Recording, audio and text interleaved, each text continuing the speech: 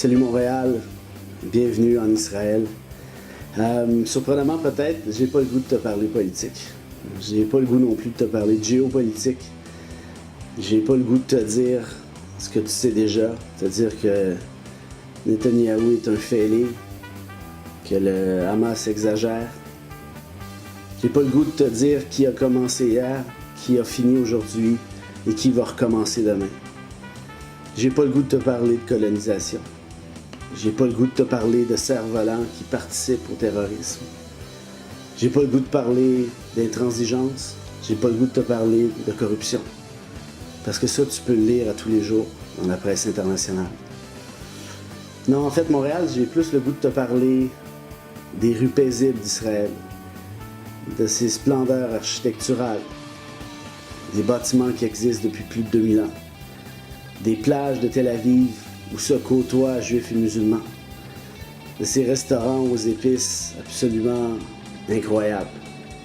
J'ai le goût de te parler de la mer Morte, j'ai le goût de te parler du Masada, des paysages phénoménaux. J'ai le goût de te dire que le vieux Jérusalem est séparé en 4 quartiers, juifs, musulmans, chrétiens, arméniens. J'ai le goût de te dire qu'on peut manger autant arabes qu'israéliens et ça pratiquement partout. J'ai le goût de te dire que les vibrations sont géniales de Jérusalem à Tel Aviv. J'ai le goût de te dire que les musulmans et les juifs achètent les produits l'un de l'autre. J'ai le goût de te dire que la boutique qui vend le plus de drapeaux d'Israël est tenue par une femme musulmane qui porte le hijab.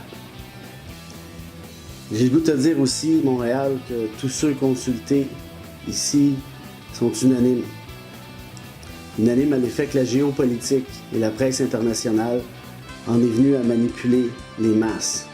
Que la politique interne est venue assassiner la bonne foi, l'espoir, la volonté de vivre ensemble aussi. Que ces mêmes politiques sont venus pulvériser la possibilité de trouver un équilibre entre le droit des minorités et l'aspiration nationale de part et d'autre. Que ces mêmes politiques sont venus cantonner l'intelligentsia nationale et internationale dans une forme de manichéisme méprisable où chacun doit obligatoirement choisir un camp. J'ai le goût de te dire aussi que ces mêmes politiques, selon ce qu'on m'a expliqué, sont venus pulvériser la réalité, communiquant à l'échelle planétaire une vision d'Israël où tout serait noir ou blanc, sans nuance. Cette géopolitique, selon encore une fois les gens consultés, les a pris en otage. Cette géopolitique, ces politiques internes, sont venues éclipser un monde bien réel, où la volonté de fraternité, de paix et de bonheur au sein de la population, qu'elle soit juive, musulmane, qu'elle soit de Tel Aviv ou qu'elle soit dans les quartiers palestiniens, l'est tout autant.